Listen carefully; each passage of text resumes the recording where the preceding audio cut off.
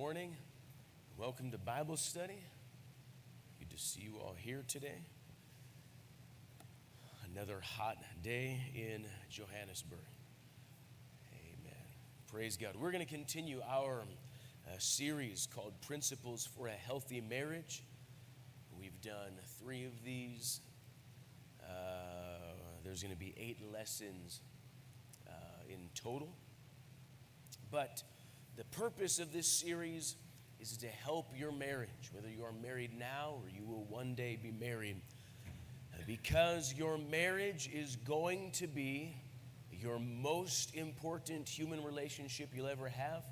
For most people, it will be the longest lasting relationship you'll ever have, and it will affect every part of your life. This affects your salvation, it affects your work, your finances. It's a universal denominator. Hey, we get sound effects too. That's pretty cool. So, the truth about marriage is that it has the potential to be the source of your greatest joy and happiness and satisfaction in all of life. But the only way for that to happen is to have a happy or a healthy marriage. The Bible speaks much about marriage, thankfully, and so we're looking at 8 principles that will help us build healthy marriages. So, this morning, we're going to, lesson number 4, the 4th principle is children can't come between you. And I'm gonna mess with some of your thinking about life, but that's my job. And I'm good at it, and I rather enjoy doing that. So, children can't come between you. Let's get our text. It's Genesis 27, verses 1 through 10. Now it came to pass, when Isaac was old and his eyes were so dim that he could not see, that he called Esau, his older son, and said to him, "My son." And he answered him, "Here I am." Then he said, "Behold, now I am old. I do not know the day of my death. Now therefore please take your weapons, your quiver and your bow and go out to the field and hunt game for me, and make me savory food such as I love, and bring it to me that I may eat, that my soul may bless you before I die." Now Rebekah was listening when Isaac spoke to Esau, his son, and Esau went to the field to hunt game and to bring it. So Rebekah spoke to Jacob, her son, saying, "Indeed, I heard your father speaking to Esau, your brother, saying, 'Bring me game and make savory food for me, that I may eat it and bless you in the presence of the Lord before my death.' Now therefore, my son, obey my voice according to what I command you. Go now to the flock and bring me from there 2 choice kids of the goats, and I will make savory food from them for your father, such as he loves. Then you shall take it to your father, that he may eat it, and that he may bless you before his death." Okay, so we're going to take some time and explore this subject. Children can't come between you. First, let's talk about the potential for division. Now, parenting is a common cause for division and strife between spouses, right? Parenting is a deeply emotional thing. If you don't understand that, it's because you're not a parent yet. You will feel things in parenting you have never felt before in any other area of life. And there's many reasons, right? For some, your children, they are the embodiment of your hopes and dreams for the future. You know, you see families that they're raising their sons and daughters. You are the one. You're going to carry on the family name, right? You are the future. For some of us, your children are a reminder of your past, whether that's good or bad. But the point is there's emotion connected to this. Children are all at once, and it depends on the time of day, they are seemingly helpless and incredibly independent, right? Isn't that amazing, right? When you try to help them, I'll do it, right? And then 30 seconds later, Mom, help. And so all of these things go into it, but more important than that, raising children, the act of parenting, has the potential to drive a wedge between parents if they aren't careful. You know, it's fascinating. If you pay attention, what you'll learn about yourself and your spouse through the process of parenting. So, children have the ability to create division in a marriage. Now, there are many ways that can happen, but I'm going to focus on 4 key areas where children will create division in a marriage. First is the most common, and that is division over discipline. Division over discipline. This is what you see in our scripture. Isaac and Rebekah obviously had entirely different views of discipline. Each one of them very clearly had a favorite child, right? Isaac's favorite was Esau. You come, and now I'll bless you. Rebekah's favorite was Jacob, and they treated each child with favor or indulgence. Genesis 27, verses 42 to 45. And the words of Esau were told to Rebekah. So she called Jacob and said to him, Surely your brother Esau comforts him concerning you by intending to kill you. Now therefore, arise, flee to my brother Laban in Haran, and stay with him for a few days until your brother's fury turns away. Until your brother's anger turns away from you, and he forgets what you have done to him, then I will send and bring you from there. Why should I be bereaved also for you both in one day? Okay, so her son does this thing. Of course, it was her idea, but it literally blows up the family. You know, that's a bad Sunday dinner when one of them turns the table over and says, I'm going to kill you. That's a rough day, right? And there is not a word of correction, right? Of course, we understand this because it was her idea, right? All she's trying to do is protect him, and she thinks if she can just keep them separate for a few days or a few weeks, that this will all blow over and go away. On the other side, we have Isaac. Something you need to understand about this story in the Bible. We often misunderstand this. We think Isaac, he is deceived, and so he gives the blessing to Jacob because of deception when the blessing should have gone to Isaac. But then he discovers, biblically, he had the power to reverse that. He could have called Jacob in and said, you dirty scoundrel, you lied to me. You don't get the blessing, it goes to your brother, but he doesn't. He refuses to bring any kind of correction or discipline. He literally tells his older son, who gets robbed by the younger son, oh well, hey, you know how he is, yeah, he's just like that sometimes. He stole all your money, oh well, get over it. That's literally how it goes. He had the power to reverse it, but he didn't. Here's a great picture. When parents don't agree, or they're not on the same page in disciplinary issues, it is going to create crisis in the marriage.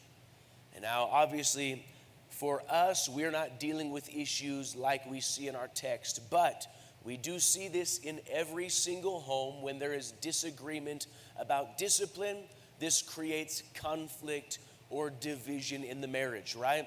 Sometimes, one of the parents is trying to discipline the child, and the other says, no, leave him alone. He didn't know what he was doing, right? Or you, in front of the children, you complain or argue about how you discipline them. There's enormous potential for conflict in the arena of discipline. Now, I'm going to talk at the end of my lesson how to deal with this, but these are just some of the things you have to be aware of. If you argue in front of your children about discipline, you are sowing the seeds of your marriage's demise and your children's destruction. Trust me, I've seen it. I've got enough experience in this. Right? It's okay to have discussions about this. You and your spouse are going to disagree about discipline sometimes, but that should be done in private. right? You should never, hey, wait, no, stop right there. I don't agree. I don't think that's okay. So sometimes in the home, spouses, they contradict each other or they undermine them in arenas of discipline, right? If one spouse is seen as the soft or the easy one, then of course this creates the reality or the potential of conflict. So there is conflict in the marriage about discipline. Sometimes children can intentionally create conflict. Listen, I'm going to tell you something that you need to hear me and you need to believe me, whether you like it or not. Your children are sinners, and they're going to hell unless Jesus saves them. No, Pastor Heinberg. My children might one day become sinners if your preaching isn't good enough. No. They were born sinners, unregenerate, vile and twisted and perverse in their heart and their spirit. And if you disagree with that, you're not disagreeing with me, you're disagreeing with the Bible. They are sinners. Now, that usually doesn't manifest, at 2 years old, with a big cigar and a 40 ounce, right? But trust me, it's in there. And they are master manipulators. Children, right? I preached on Wednesday, I was talking about technology, right? But think about this, a little baby, right? If you give the little baby a phone when she's crying, she learns, I cry and I get the screen. Listen, they also learn you. They have learned by the time they're a year or two old, they've learned the nuances of your personality. They know the ins and outs of the dynamic in your marriage and how things work, and they have learned how to manipulate you and how to use you. They will learn over time. They can't put this into words, but they understand that if mom and dad are united in anything, whether it's discipline or the rules or whatever, that it's much harder for them to get away with what they want to get away with, and so they will instinctively pit you against one another. Don't ever forget your children are sinners and they are manipulators. And so they will intentionally create division in the marriage, right? This can be done in very subtle ways most of the time, right? But your children will learn at a young age which parent is the most likely to say yes to any given request. Parents, have you noticed that? If you haven't, man, you are dumb. You just ain't paying attention. Because they know there's certain things, if I ask dad, he's not going to, but I know mom will say yes. And on the other side, they know there's certain things, mom absolutely no, but I'm sure dad will say yes. They also learn when to ask, right? For some people, for me, if I am distracted, my default response is always no. I say no to everything. I mean, there's been times, Dad, can I breathe? No! And Rachel's like, why? No, I'm sorry, I don't know. What's the question? But other parents aren't like that. If you're distracted, you just say yes. Yeah, fine. And your children know that. And so they will learn how to work the system, right? Then, of course, they will learn in your marriage how the marriage interaction is. If one parent says no, they know that they might be able to go to the other one and pull on the heartstrings. Listen, Dad's being so mean. What's going on? He doesn't love me anymore. And then mom's like, oh, come here, my baby. What is it that you want? Yes, I'll give it to you. Something you need to understand about parenting. Successful parenting is about so much more than getting the right answer. In other words, if your children ask you, can I do this, right? Success in parenting isn't just coming to the right conclusion. What is the best, right? We read all the books. Is the best answer yes or no? Listen, that actually is not even very important. What is far more important in parenting is unity between the spouses. You can get the answers all wrong as long as you guys are getting them wrong together. You will be much more successful in your parenting. And I have to say that because this is the way it goes. In any home, you'll have one parent that maybe you just read a good book about parenting, or you were just in a great Bible study about parenting, and I've got the answer, right? But the other spouse has a different opinion, and so now you're going to have conflict about which way it should be. Should we allow them to do this or not do that? Well, I believe the better answer is, but the problem is now you are separated in your opinion and in your approach, and your children see that. Unity is crucial if you want to raise healthy children. In our home, if Rachel makes a judgment that I don't agree with, or if I make a judgment she doesn't agree with, listen, if it's not dangerous or deadly or harmful, you know what I do about it? I keep my mouth shut. If we're together and one of the kids and Rachel says no, or this is that, or you're in trouble because of this, as long as I don't believe that it's grossly immoral, illegal, or damaging, I keep my mouth shut. Later, we can talk about it. And the same is true. There's been many times Rachel's come to me. She's talked to me, listen, I saw such and such. Can you explain why? Why is that? Right? And maybe I'll be able to explain it to her so that she understands, or maybe I will recognize that I was wrong. But the crucial thing is that when one of the parents is correcting one of the children or giving instruction, the children should not often hear the other parent contradicting them. Because if that is the case, you're going to have a heck of a time trying to raise those kids. Unity is crucial. So that's why I said that children can intentionally create conflict or division between a marriage. Your children need to know that you stand together. Regardless, all the time, you must have unity in your parenting. The third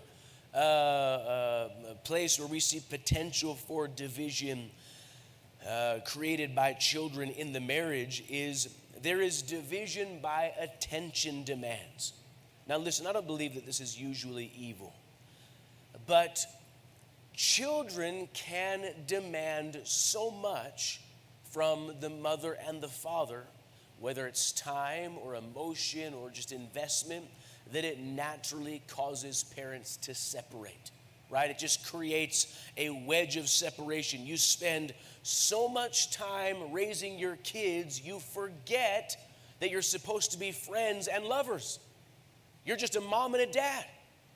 And if you get to the place where you're only parents and you're no longer married people, you're in trouble. I watch. Now listen, I'm scanning. I hate saying things when they're, I think I'm safe this morning. I watch families where, you see, mom and dad and then all the kids, right? But then you see sometimes, mom and one kid and the dad and then the rest. And then you see mom and two kids and the dad. I always wonder, what's going on? What's happening? Isn't she still your sweetie? Don't you still want to sit next to her?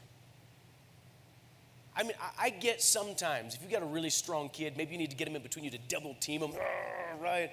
One of you got him by the ear, you got him in a headlock, listen to this sermon, okay. But it's a fitting visual metaphor for what happens in a lot of people's lives. You've allowed the children to just simply come between you. You're no longer friends and companions and lovers. You're just parents and you happen to live together, and I think technically you're married. I've watched parents who reorganize their entire lives around their children. Again, I don't believe that's evil, but I definitely do not believe that it is helpful. There's a couple we had a relationship with in India. They had gone there to be missionaries. And I wasn't very close to them. We just kind of talked. When they first got there, I went with the guy. Hey, I'm going to help you find a building because I'd been there for a while.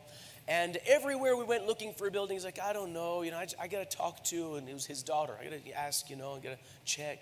And I'm like, wow, I'm missing something here, right? And so finally what it boiled down to, they had gone to India to be missionaries, but they were not going to choose where they were going to put their church until they found a school that their daughter liked. Once they found a school that their daughter liked, then we'll put the church over here. Now, I don't think this should surprise you. That church never even got started. But I've seen that on smaller scales. I've seen parents, they rearrange their work life so that their kids can either go to this school they want to go to or be in the sport that they want to be involved in. They'll move into an entirely new location because that's where their kids want to be. Excuse me, who is in charge here? The kids, obviously. But it shouldn't be that way. And so if you start rearranging your life around the demands of the children, this is what we see, is we are now becoming parents more than married people. I'm going to talk about this later on this morning, but the marriage comes before the children. Always. When parents are shelving every plan or desire or even ministry in order to cater to the child's need. I pastored a family one time, great people, they wanted to be involved. The wife could never be involved in ministry. Finally, why? What's going on? Well, on Monday, I'm going to take, him to soccer practice. Then right when he's done, I'm picking her up from ballet. And then on Tuesday, I've got to go over and they're going to do this. And then on Thursday, and she's a great lady, wanted to be involved, but her kids ruled and dominated her life to the point that everything else was excluded. Very common in marriage counseling. If it's the husband that asks for marriage counseling rather than the wife, most often the complaint I get is the husband says he feels like he's second place behind the children. And that's why we're counseling. So, time demands can create division in the home. And then, of course, division can be brought by blended families. The reality of life is we have families that are blended, right? You have children from other relationships or other marriages. You bring them into the home. This can create conflict. If it's not handled correctly, this can turn into a crisis because you have parents that are playing favorites in how they approach the different children, etc. So here are some of the ways where we find that children can create division in the marriage. Let's talk for a moment about the consequences of division. The consequences of division. Two things. This is going to hurt your kids and this is going to hurt your marriage. If you allow your children to create division in the home, first and foremost, this will hurt your children in the long run. In our scripture that we read, it's Isaac and Rebekah. They are scheming against each other rather than working together for the good of their family. In their case, it literally tears the family apart. The one brother steals from the other. Then he wants to kill him, so he runs away. 20 plus years of separation. The brothers lose their relationship for 2 decades. Now Jacob no longer has relationship with his father or his mother. He's losing out on the blessing of being with his father. Esau is stewing in bitterness. Listen, if you allow your children to bring any kind of division in your marriage, the first ones to pay the price are your children. Even though sometimes we try to tell ourselves it's in our child's best interest. No, listen, Pastor, we're just focusing on the kids right now. We'll deal with the marriage later. We just really want to help them. You are not helping them. You are cursing them. Children who get their own way don't adapt well to society, right? And if you want to look for some evidence of that, just ask Brother Daryl if you can accompany him in the prison ministry, because the prison is full of people who, when they were young, got their own way. They were allowed to rule the home. They were in charge, whether dad was there or if it was just mom. Listen, children who get their own way don't adapt well to society. It took Jacob more than 20 years to figure out how to talk peaceably to his brother. That's a problem. Anything that it takes you 20 years to figure out, that's kind of an issue, right? He simply could not function in his family. Why? Because his mother protected him from all correction and discipline. He got whatever he wanted, and it blew up the family. Number two, if you and your spouse allow division in your marriage, your kids will have a twisted view of marriage. They're going to internalize that. Interesting, people ask me about my kids. Why do your kids all want to get married so young? Because the marriage that they're the most familiar with is a very happy one. They look at that and they think, I want that. But not all kids have that view. If your kids are able to create division between you and your spouse, they're going to grow up with a twisted view of marriage. They won't be very excited about it. And then very tragic, but children of divided spouses often struggle to find meaningful direction in life. Genesis 28, verses 6 to 9. Esau saw that Isaac had blessed Jacob, and that as he blessed him, he gave him a charge, saying, "You shall not take a wife from the daughters of Canaan." And that Jacob had obeyed his father and had gone to Padan Aram. Also, Esau saw that the daughters of Canaan did not please his father Isaac. So Esau went to Ishmael and took Mahalath, the daughter of Ishmael, to be his wife, in addition to the wives he had. Fascinating when you consider what's happening here. So these two men, they're raised by a mother and father. The big blow up that happens later in life. They're essentially adults at that point. But what's interesting is this little snapshot into their family. Esau was the one that stayed at home. He was still with his father, and yet his father had never once ever spoken to him about the important issues of life. In this text, it's about marriage. Apparently, Isaac felt very strongly, do not marry these kinds of people. He felt very strongly about that, but he never told Esau that. He only told who? Isaac. I'm getting these too many names. Jacob, Rebecca's favorite, right? He's the only one that ever got the direction from dad. Listen, kids, I've watched this over time. Kids that grow up in these kinds of homes where the mother and the father aren't in agreement, they really struggle to get any kind of meaningful direction because mom and dad aren't on the same page, right? And my kids know if they ask Rachel or me a question, they're going to get the same answer, right? One might use different words or might be told in a different way, but they're going to get the same answer. And so direction is clear in our home. What we believe about them, our confidence in their future, our faith in them, our rules and expectations, it's clear. But when children can divide a husband and wife, that direction gets very cloudy, very muddy. I don't know what I'm supposed to do. Well, I think dad says this, but I don't know what mom wants. And so, listen, if you allow division in your home, first, this is going to hurt your children. But then, understand this is going to damage your marriage in profound ways. Now, I've made a statement before. I've said it in various different ways, but I say to my kids, I loved your mother long before I loved you, and I will love her long after you're gone, right? And everyone's like, yeah, amen. People are like, Pastor Heimberg. But the problem is for a lot of people, that's just not true.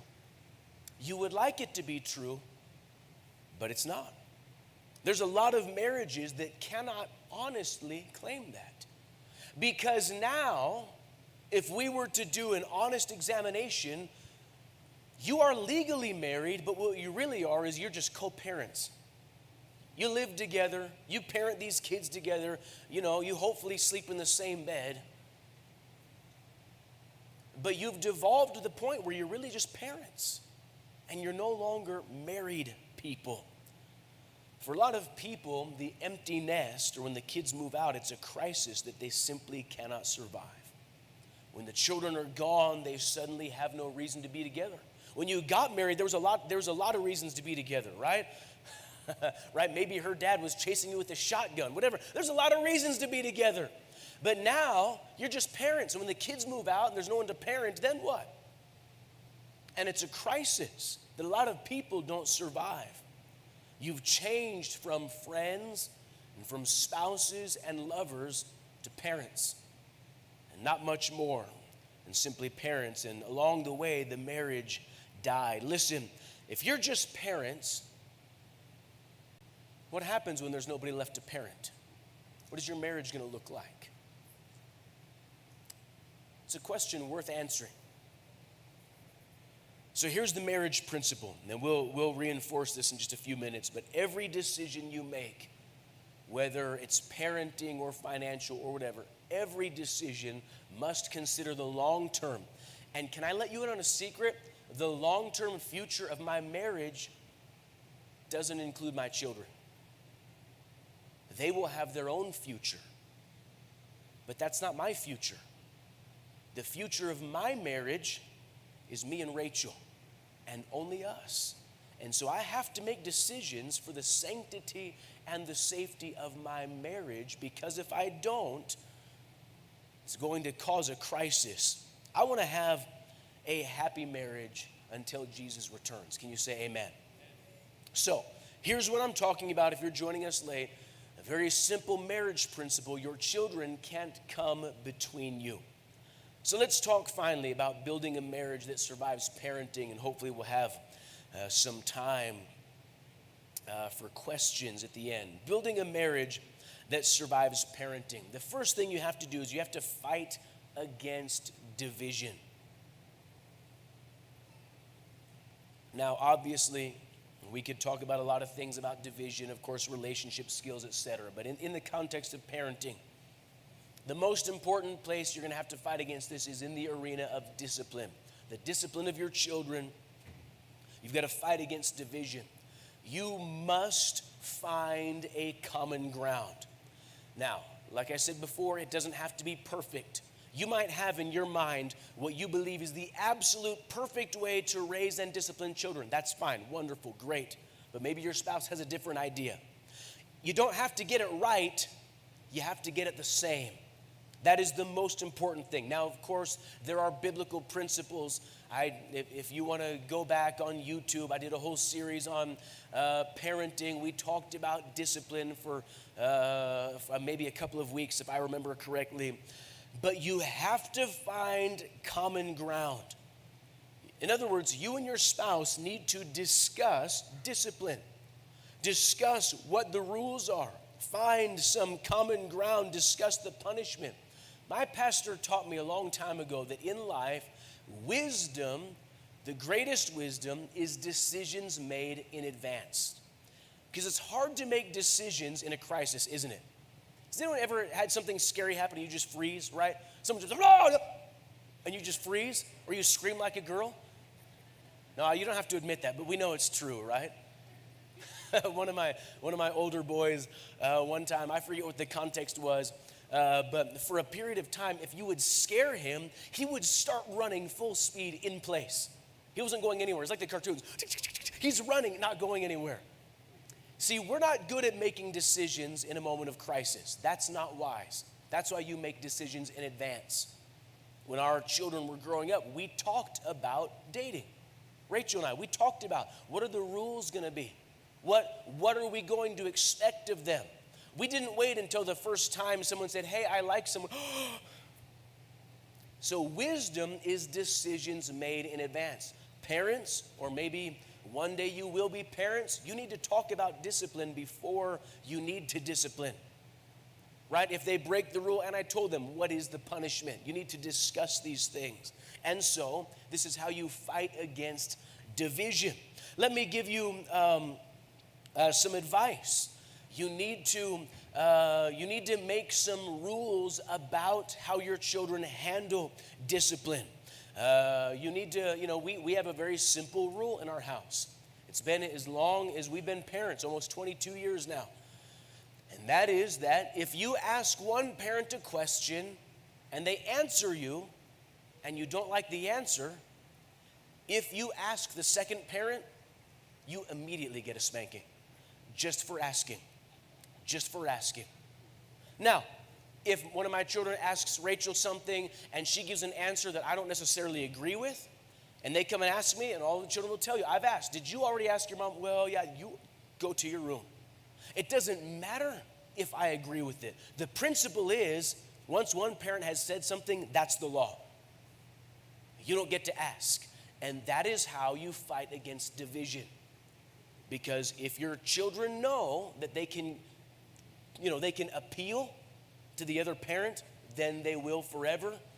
And trust me, your life is going to be very tiring. They're going to appeal every decision.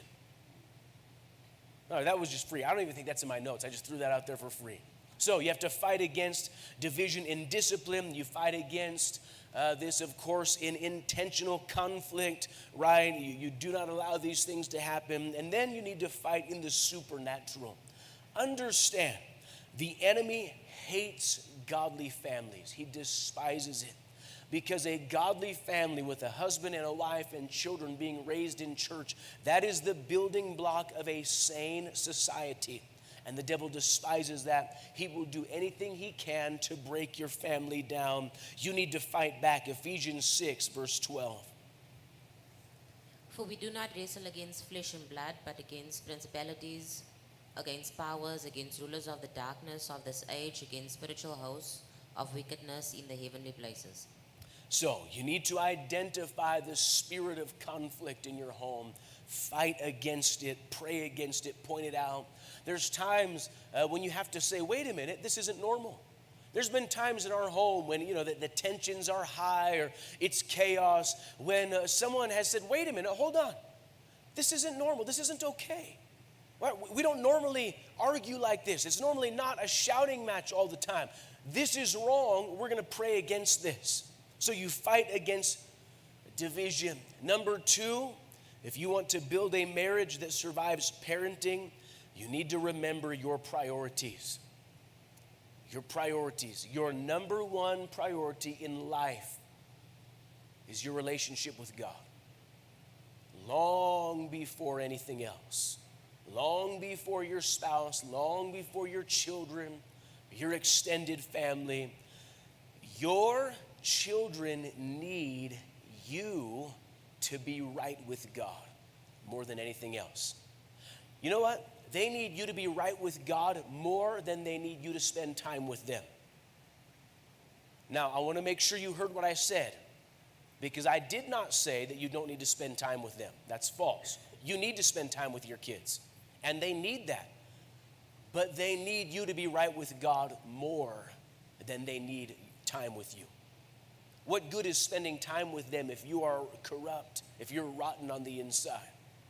Your relationship with God must be your number 1 priority in all of life. My second lesson in this series was about righteousness. Listen, righteousness must reign in the home. So here is the principle. You should never compromise any issue of righteousness for the sake of your children. Oh, Pastor, I really want to go to church, but you know what? Mijito, he's got to study, right? We can't be there. He needs this. We've got practice. You know what? The other day I was so pleased to see. We were on outreach on Tuesday night over in Freedom Park, and we're just outreaching. I wasn't paying attention, but I was concerned. There was someone in Ashton and Danielle's car, and so I just saw this. I was like, wait a minute. Do they know someone's in their car? And so I went in. Oh, it was Levandre. He was doing some schoolwork. And I thought, thank God. This is a family that gets it.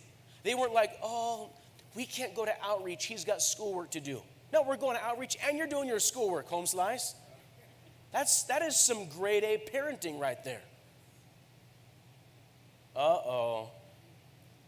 Some of y'all don't like that. It's okay. It's still true. Think about what you teach your children every time you deprioritize the kingdom of God for their needs. Oh, you don't feel good? You're tired? You've got an exam tomorrow? We won't go to church tonight. It's okay. What are you actually teaching them? Listen, you think that what you're teaching your children is, wow, my parents really love me and they care about me. That's not what you're teaching them. You're teaching them, wow, my parents really don't think church is that important. And so when you come to me when they're 19, 25, 30, and you're like, Pastor, my kid's life is a mess. Listen, you program that into them.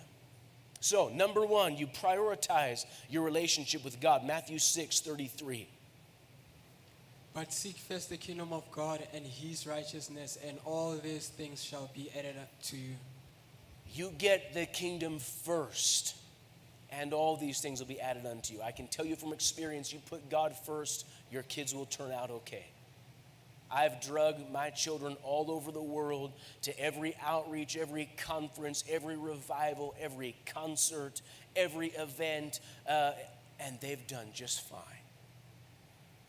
All right, I've got kids that are married and are parents, that are good parents, that are in the church serving God, working good jobs, successful in life, and happy. Listen, you put God first, your kids are going to be okay. So your number one priority is your relationship with God. Your number two priority is your relationship with your spouse. Your children need you to be, your marriage to be healthy more than they need you to satisfy their demands. Obviously, I'm speaking about married parents. I understand there are parents that you're not married. I'm sorry, and that's unfortunate. I'm not talking about you at the moment. But for married parents, what your kids need more than anything is your marriage to be healthy. Far more than they need that extra 5 minutes of FaceTime with you. They need your marriage to be healthy and to work. Proverbs 5:18. Let your fountain be blessed and rejoice with the wife of your youth. It's talking about something that's happening over time, right? The wife of your youth, but they're not young any longer. And he's saying you can be blessed in your marriage relationship, and you'll be, it's a fountain, it's something that flows. We intentionally take time apart from our children. We go on dates, whether it's for 1 hour or for an evening or a couple of days if possible. We get away from our children to go be with each other and be married people without all of the other stuff. You know why? It's for the kids. When I go out on a date with my wife, that's an investment in my children. You don't need to apologize for that. A lot of parents are like, oh, I'm so sorry. Listen, would you please let me talk to your dad for 10? I'm sorry, I'll be back. Oh, then I'll read you your favorite story. I promise. Don't apologize to them. You know what they need? Is they need you to turn around and go be with your husband or your wife for some time. Be happy with them. Invest in the relationship. Rekindle the romance, the friendship, the companionship.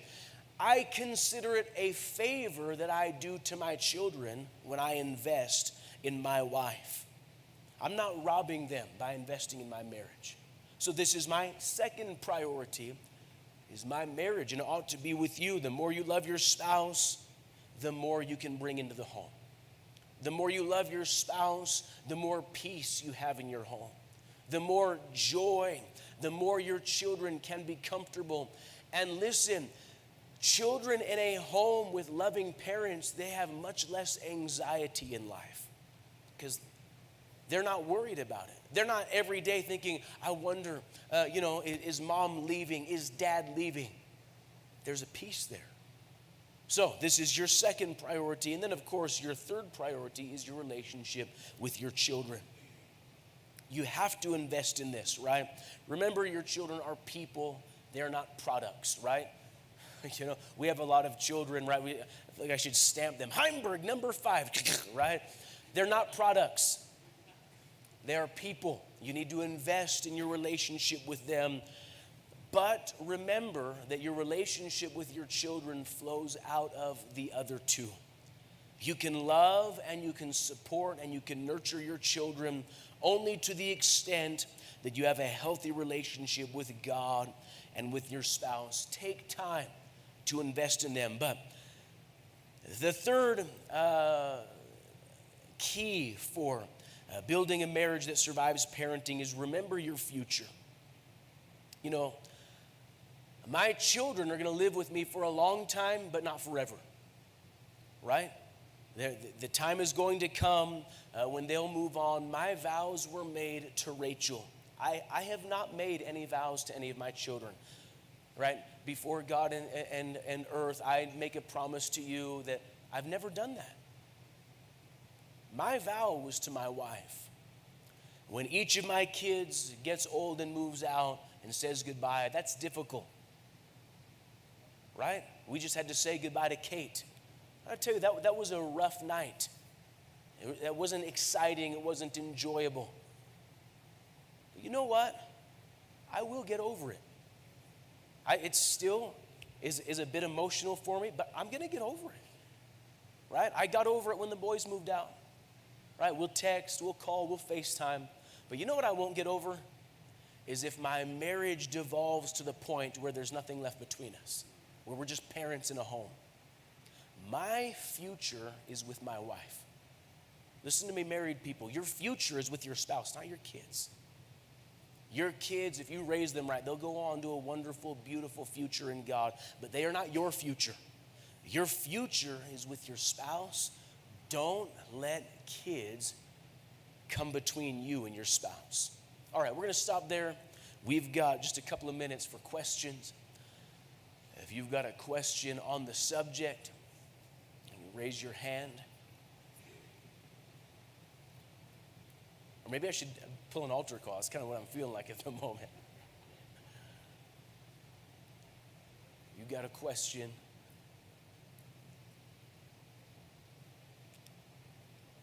Okay, Jonathan?